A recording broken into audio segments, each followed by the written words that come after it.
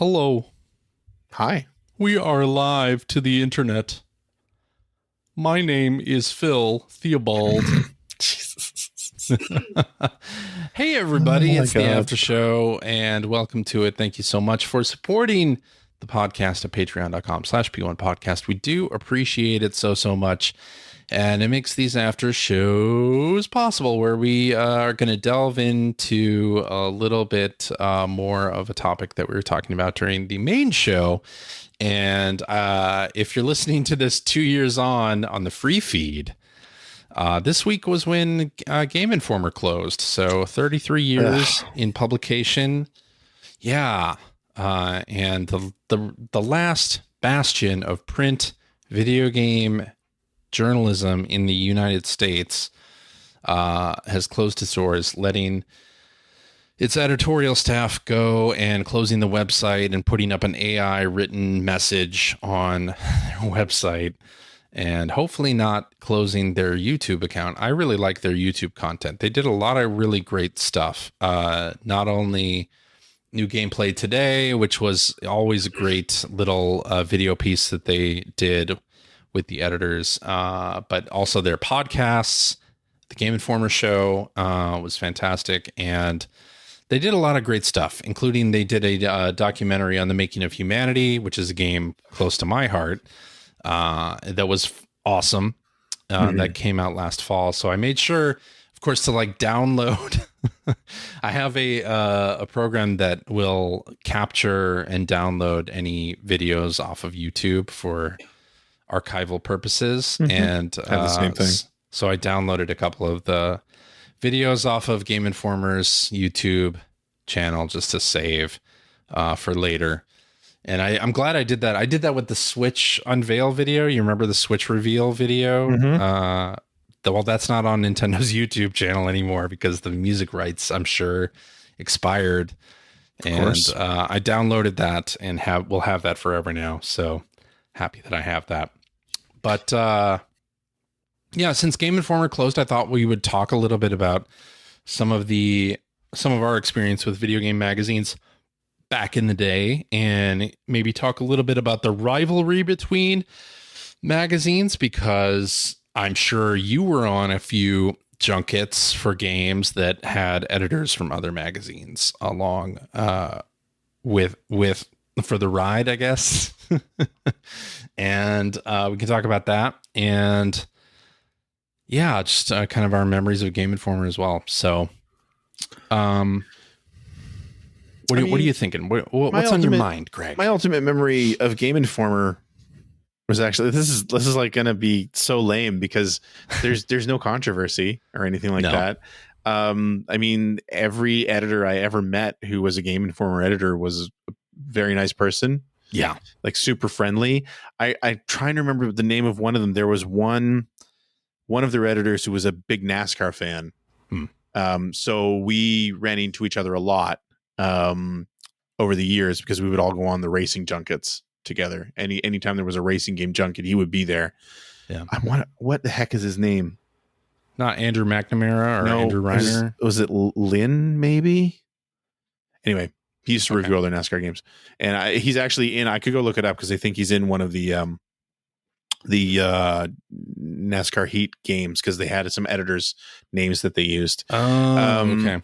Anyway, but yeah, all those guys, like you just mentioned, like Andy McNamara, and every time you met them, they were like super friendly, just nice people, and always felt kind of a kinship with that magazine because they were in the Midwest. Yeah, just like we were. So we were away from the video game industry as well, right? Game Informer maybe a little more so. Yeah, because they were in Minneapolis. Yeah. Because, I mean, like where Ziff Davis was, I mean, I think a lot of people don't remember this, but there was and there still was even when I was there, but there was a pretty big chunk of the video game industry based in Chicago. Any of the industry that wasn't on the West Coast or in New York City was in Chicago. Yeah. Basically in America anyway. Yeah. I mean, High Voltage. NEC was there with the TurboGrafx stuff.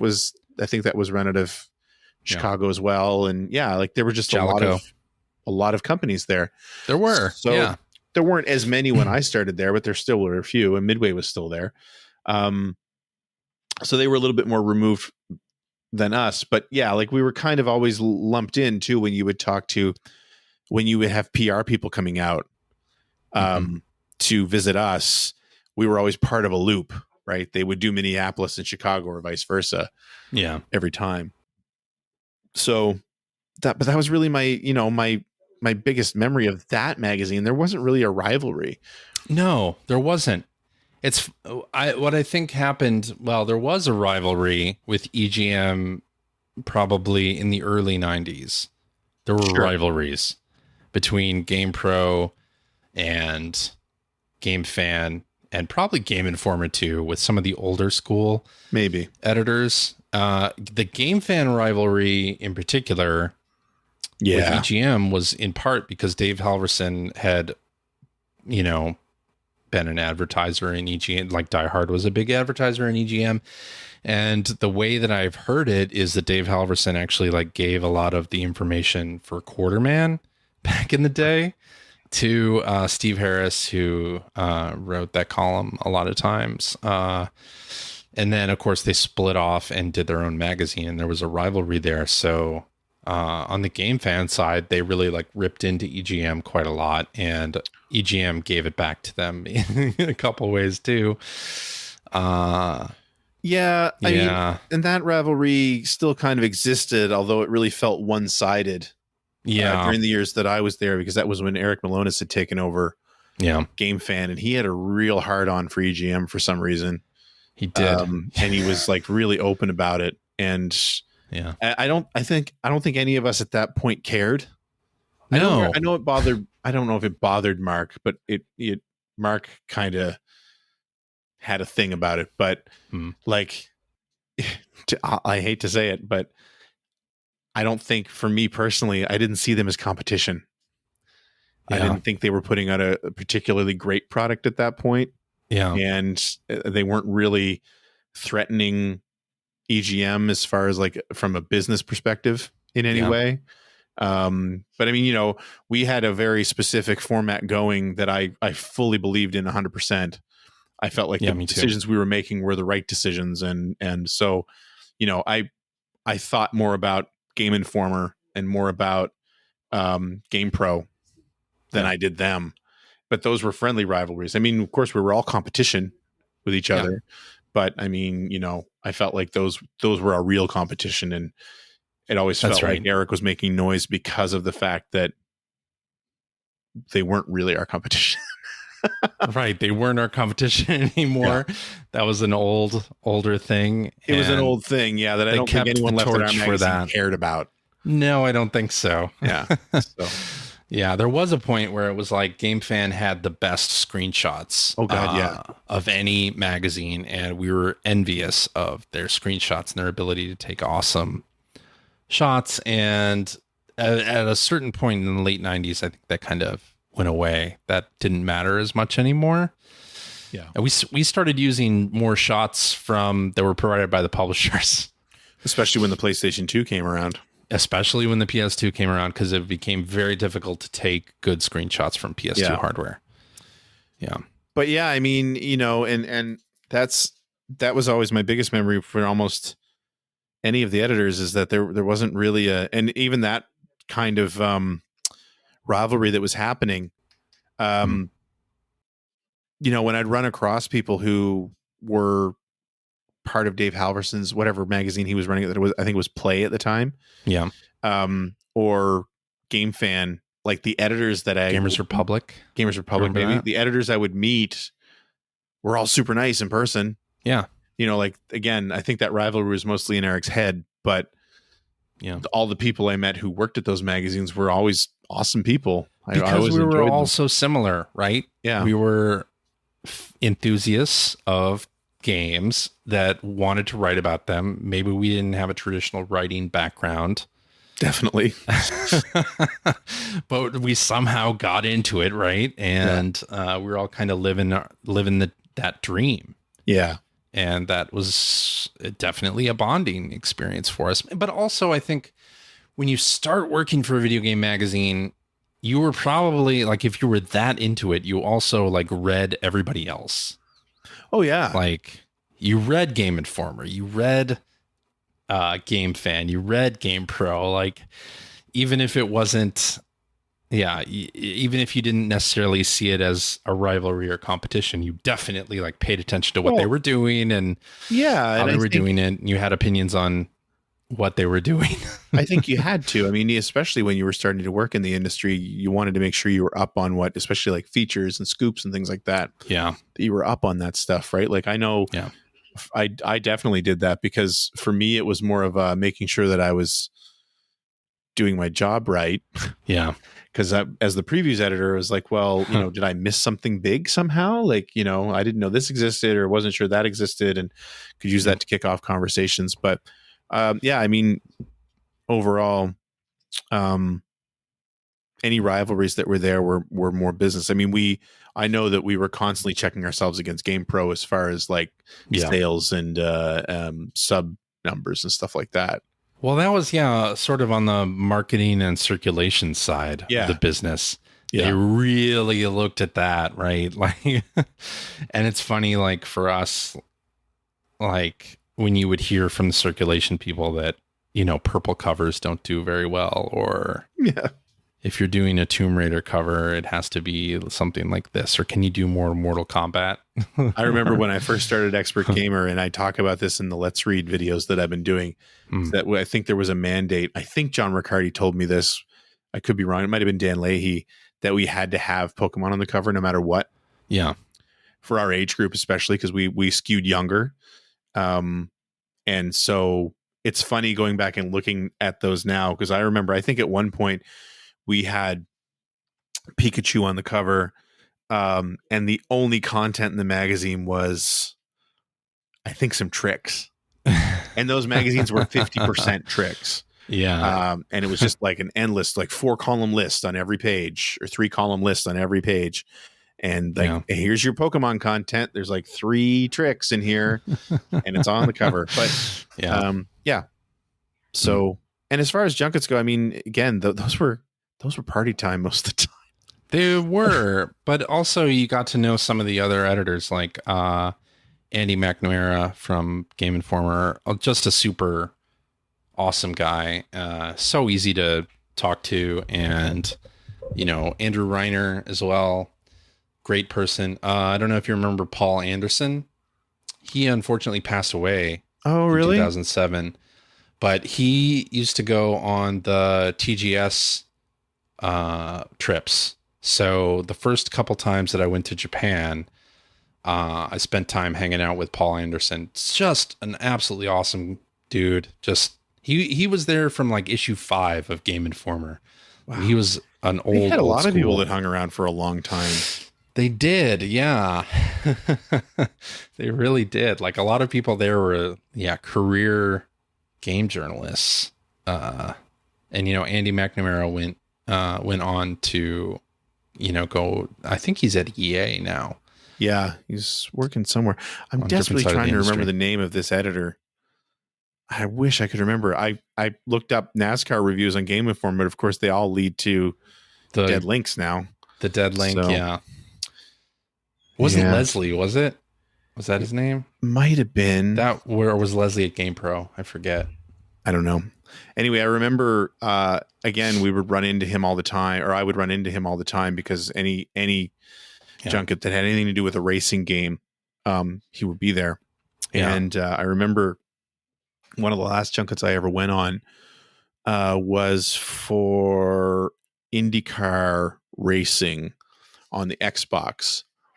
And they took us to some driving school in Arizona. I can't remember what it was. It wasn't Skip Barber. That was in California. And he was there, and they had us racing karts. And this Game Informer editor was super fast, right? And I was one of the faster guys too. And anyway, we had a few races. Tommy Tallarico was there too. I remember that. And Tommy got knocked out in the first round. They did a couple of like heat races, and I think the top 4 in each race went on to the feature race. And so he was there with Electric Playground, and we had met each other before at another racing junket at Laguna Seca, and I had raced him in a Viper and had beaten him. So he remembered me, right? And so he came up to me before the start of the final race and just said, like, my money's on you. Like, you're going to win this. Right. Wait, you're saying like, Tommy did. Yeah. Came up to you and said, and I was like, okay, cool. Right. Yeah. And so they went to, it was a standing start. They dropped the green. I put my foot down on the gas and the cart died. It didn't move at all. They were double engine carts. And I think one of the engines had stalled. So the whole field left, and I'm like waving to the people to come start the engines. They were just ripcord engines. And so they started it, and I got going. I was at least a quarter lap, if not a half lap down. And I ended up catching this guy who was leading, this editor from Game Informer, and I passed him on the last lap. Yeah, I think I want to say his name was Lynn, but God, I can't remember. I'm irritated now. I really want to know. I have to look up like a list of Game Informer editors because it's driving me crazy now. Yeah. But that's I've been dying to. I'm sure there's video of that out there somewhere. So I'm waiting for all the Electric Playground. Victor Lucas has got a deal with I think a university in Canada where they're up-resing all the old episodes and uploading them. He has been posting them. Yeah. And they're like the 98 season right now. So this would have been like 2003. Great. So I keep waiting for him to get to that season to see if it's there. But anyway. Fantastic. There was an episode of Electric Playground where they came to the EGM offices. Was there? That was before my time. Was it really? Okay. I think. Well, maybe it was just before your time, but they're probably getting close to that point. I don't know why I said Lynn. It's Matthew Cato. Cato. Okay. Matthew Cato. That's who I'm thinking of. I don't know why I thought it was like Lynn. I don't know where I got that from. Don't know. Matthew Cato. That was his name. Okay. Yep.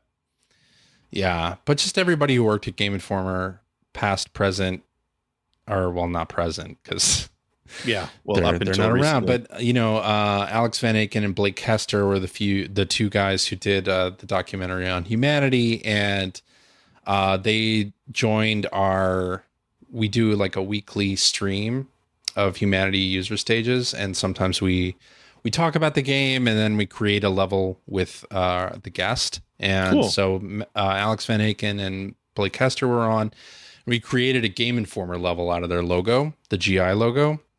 Oh yeah. And really just had a great time talking with them and talking about the documentary footage that they had shot in Tokyo with the team at Enhanced THA. And it was just great fun. Just like, I had never met these guys in person, but they were like so easy to talk, just like, so easy to talk to, just good people, right? Like, and you honestly, like, that was harder to find in the video game press. Like sometimes people would kind of keep to themselves, but yeah, the Game Informer editors always were just some of the best people.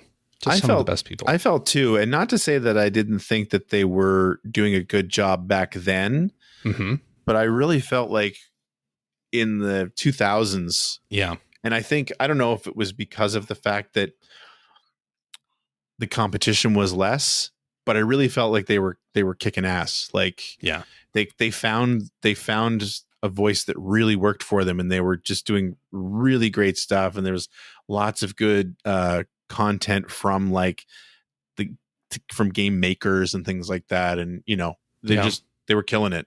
Well, some of their YouTube content is fantastic. Like, they have this series where they did rapid fire questions with some game developers, and you can see they did some with like Eiji Aonuma and Miyamoto, and those are fantastic episodes of Game Informer's work. They did some stuff on, I think, Mega Man and maybe even Pokemon before. Like, they've done just a lot of great video content. For me, anyway, I followed their video content more than their print content. But I thought they just did such a great job of real journalism too. And that's something you don't see a lot of more, which is sad. Right. And that's kind of what I'm getting at. Like, I feel like as the herd thinned, as Mm. far as print magazines went, it would have been kind of easy to rest on their laurels, but they really didn't. Yeah, Like, I felt like they actually kicked it into another gear, they did. Yeah, and it was really impressive, which makes it an yeah. even bigger shame that they're gone. But Mm. you know, And they had a huge library of games, right? yeah, I think the Video Game History Foundation did something with them a couple years ago and dumped some of the games, some of the like prototypes that they had in their game collection, which is probably a very good thing now. yeah, yep, For sure. But yeah, they had just so much stuff in their library. I'm sure they had a library like EGM did when it closed the Illinois offices, and just a crazy amount of stuff in there. But yeah. We voluntarily got rid of all that stuff. yeah, voluntarily, that kills me. Yeah, But, yeah. But anyway, yeah, pouring one out for Game Informer, everybody who worked there. Luckily, like a couple of things have been offshoots of Game Informer, like MinMax, Ben Hansen, and Kyle Hilliard, and a lot of the former staff of Game Informer has been doing stuff for MinMax, which has been great. They do a lot of really excellent video content as well. Ben Hansen, fantastic person as well. Just one of the best guys you'll ever meet if you get a chance to meet him and any of the other folks that work for MinMax. Fantastic folks. So hopefully these people will go on to more, right? Yeah. Like that's the hope. And video game journalism is so weird now. Yeah, when I mentioned before that I had a friend visit recently, Rob Fleischer, who was a PR guy. He worked for Bill Lynn back in the day, but he's still doing video game PR. And I kind of said that too. It's, we were just sort of chatting about the old days, and I said, like, I don't know how you do this now, right? Like, not that it's just not that it's in a negative way, but it's just so different than what it was. And that was basically what his response was. It's just like, yeah, it's not the same job that it was 20 years ago. Like, it's a different skill set than it was back then. Yeah. Yeah, I don't know if I could navigate it at this point. I don't think so. Yeah. I don't know that I could either. Yeah. Which I think is one of the reasons why it was so impressive how long a lot of, again, the Game Informer editors lasted. That's true. Because they went through some major industry transitions, even just switching over from, like we were talking about in the show tonight, that sort of standard video game industry style where like the releases were one-offs. They get released and then that was it. And, they weren't living, breathing ecosystems that were constantly being updated. And you were still getting the licensed stuff and the, like, hey, there's a new Home Alone. So there's a new Home Alone game and stuff like that. Like, it's even when that started changing a little bit, I think that it was getting, and the rise of like mobile apps and stuff, it would have been so hard to make those transitions. I don't know that I could have personally. Yeah. I agree with you. Yeah. Well, this has been a lot of fun, kind of reminiscing about the old days of video game magazines and the rivalries. I never met Dave Halverson, by the way. I don't think I've ever met him. I met him once. Yeah. Very briefly at an E3. Mm-hmm. I forget what it was. It was like a post-show meetup at one of the booths. I forget whose booth it was, but he walked in with all of the other Game Fan editors at the time. And it makes me wonder if Ryan Lockhart was one of them at that point. But it was like an entourage. He walked in and it was almost like he had an entourage with him. I think Brady Fichter was there, and Brady and I, he was one of the people who started Gaming Age with me and Sam and Jim and a few others, and Dave Toole. So I think I must have said hello to him. But Dave was, I just remember Dave walking around with a portable fan. That was my first impression of him. He walked in and he had one of those little, you know what I'm talking about? Little battery operated fans with the little felt like blades on it. And that was, no matter what he was doing, he had that thing blowing in his face the whole time. Well, hey, at an E3 event, it's hot. So, you need to cool down. I think I said hello to him, but that's about it. I didn't really get to talk to him or anything. Yeah. Kind of swooped in and swooped out. So a mythical person. Yeah, he might have been gone by Game Fan by then, actually. That might have been Play or Gamers Republic. Yeah. Time. Yeah. Yeah. Well, this has been a fun trip down memory lane. Hopefully you Patreon backers have enjoyed this little discussion. And thank you very much for supporting us at patreon.com/P1 podcast. We really do appreciate it. Let's see. If you, dear listener, have an idea for a topic or a game that we can play in our after show, you can email that to player1podcast@gmail.com. And we'll do that. Tell us what you want to see us talk about more on the want to hear us show you or see us talk about. Yes, exactly. And I hope everybody out there in Radio Land is safe and well. Hope your family, friends, loved ones are safe and well as well. And we will talk at you again next week. It'll just be me, though. That'll be fun. Yeah. Yeah. Bye-bye. Bye.